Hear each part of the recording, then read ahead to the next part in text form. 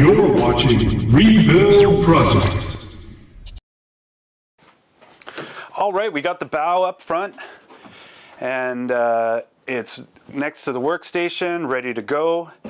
Now, I was able to get the boat out and back in, and when I got the boat out, I just did a cleanup of the shop. It really makes things feel a lot better because, you know, a few months of dust and everything, I was able to blow everything out and then vacuum and wipe stuff down. For a long time there, my wife didn't want my son to come down because it was just too dusty, too smelly. So that's a good feeling. And another good feeling is, you know, getting to work on this bow. We did all that work on the back, and I feel really good about it because we hit our goal of getting that back transom extension area all into primer by the end of last week. I used a dark gray primer so that I could really see any of the imperfections, and then I got a coat of fairing on top of the first coat of primer. And then what you didn't maybe see was I sanded that off, and then I got a second coat just really quickly. But that's all locked in now.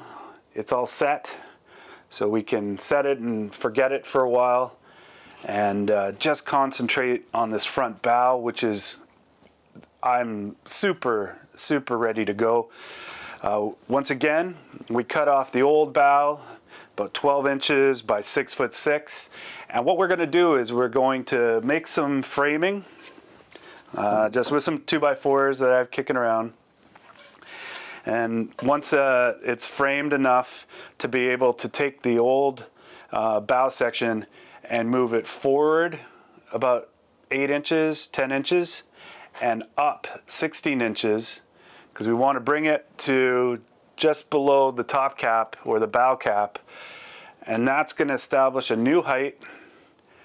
And once we played around with that, that new height is going to allow us to, like I said, the whole reason we're doing this is so we can get a bit of a sleeper cabin in here. And I think that's going to change. It's not only going to change the look of the boat, but it's just going to change the functionality of it. Part of the process that we're going to go through this week is to make some forms like we did with the back wings.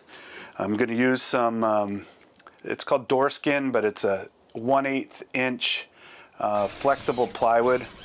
And that'll allow me to continue the angle and the curve. So with compound angles and curves, you want a really flexible, pliable material. Once that's set on both sides, we can use that sheathing tape. And we're going to start fiberglassing from the outside in. So that door skin is going to allow us to fiberglass the whatever gap that we create. And then once we've built enough layers, then we can start fiberglassing the two sections together. And then we can peel all those forms, all that structure off. It should, for the most part, allow a very flush external hull. But we'll grind all that down, grind all the gel coat off, grind anything that's, you know, raised, and we'll start laminating with fiberglass the outside. 2, maybe 3 layers. But by the end of this week, the goal is to have not only the form and the shape all ready to go, but everything basically ready for bodywork. And then next week after that, we're going to start finishing the sides, which will lead to full body, full hull bodywork. Lots of fairing, but making everything nice and smooth. We're never going to get a factory finish on it, but we can try our very best to get it as smooth as possible. But it's exciting. This is the part where the boat goes from half a boat to a full boat real quick. And yeah, ready to go.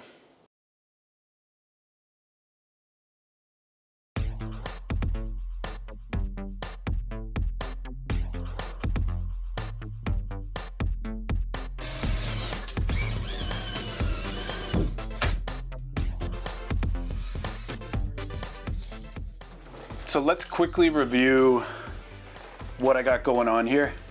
Basically, we're inside the new bow of the hull.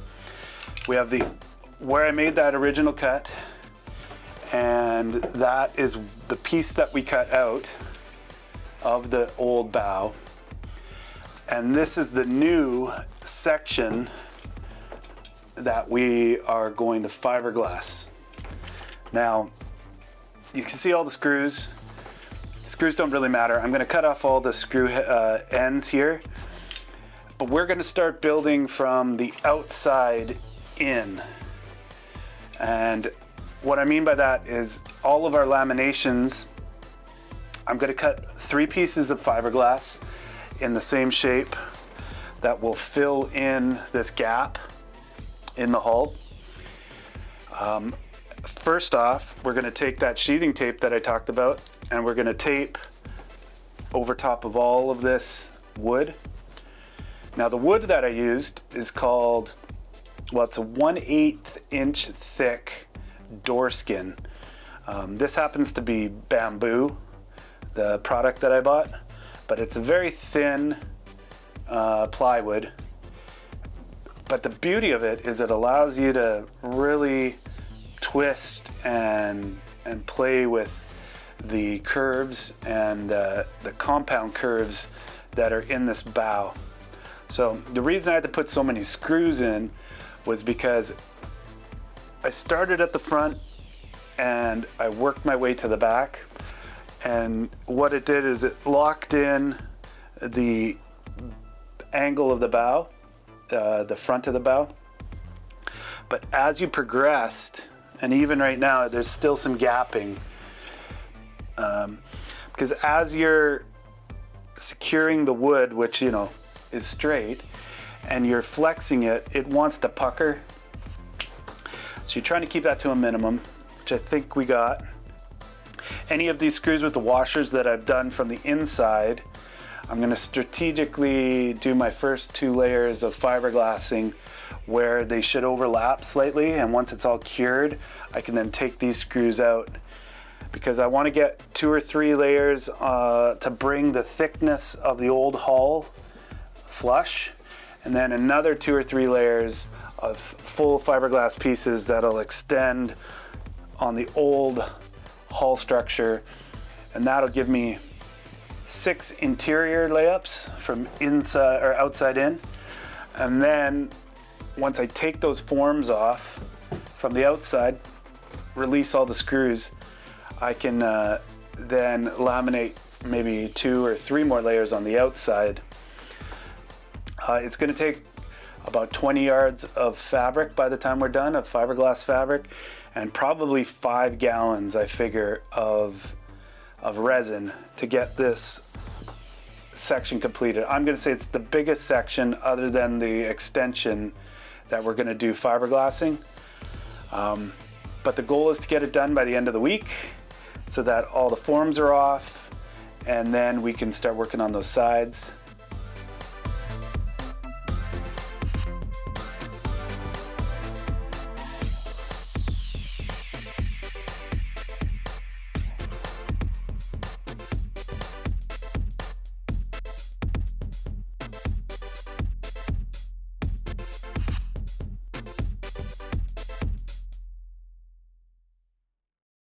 All right, let's take this mold off, see what we have underneath.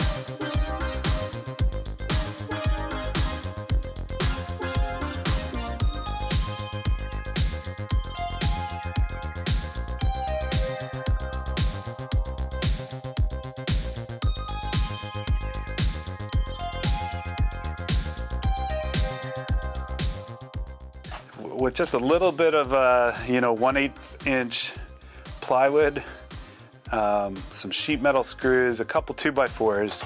We were able to jack this up 14 inches. The line looks true. There's no bulging. The tuck tape did its work where everything released really easily. And wow, it worked out really well. So now I can grind up about 6 inches up and down on the bottom and the top of the hull here, over and above our new piece, and we can fiberglass over that. So I'm thinking like a 1708 biaxial to start off with, and then maybe a layer of chop mat, not for strength, but just to help when I need to fare out. But I still can't get over how the line is very true and looks great. So that's just awesome. Woohoo! That worked out well. All right, a lot more work, but I'm pretty happy with that.